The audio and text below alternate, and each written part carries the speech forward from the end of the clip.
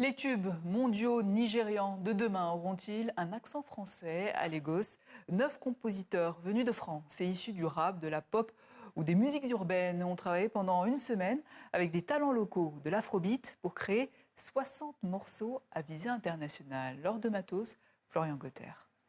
Piano, soul. Dans ce studio, on échange, on écrit et on chante en français, en anglais, en pidgin et en créole. Derrière leurs ordinateurs, 2 beatmakers français. Derrière ce micro, Ola, une star montante de l'afrobeat nigérian, qui mêlera sa voix à celle de Shannon, une chanteuse martiniquaise de Chata. Un cocktail inattendu et qui fonctionne. L'afrobeat c'est rythmé mais c'est quand même assez doux dans la façon de le chanter. Alors, le Chata, en tout cas le mien, c'est assez agressif.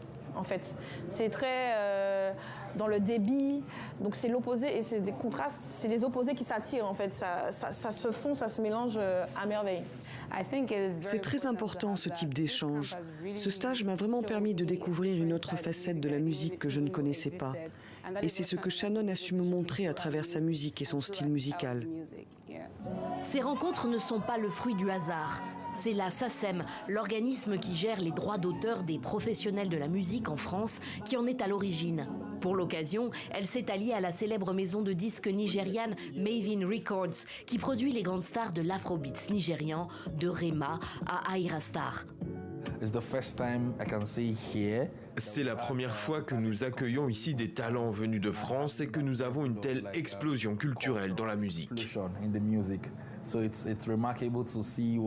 C'est remarquable de voir ce qui se crée. On entend des touches de français, de pidgin nigérian. C'est une très belle connexion.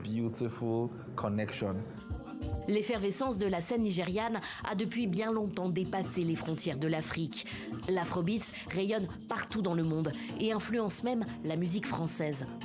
Pendant une semaine, des talents locaux ont travaillé avec 9 compositeurs français avec l'objectif de produire 60 morceaux dont certains deviendront peut-être les tubes mondiaux de demain.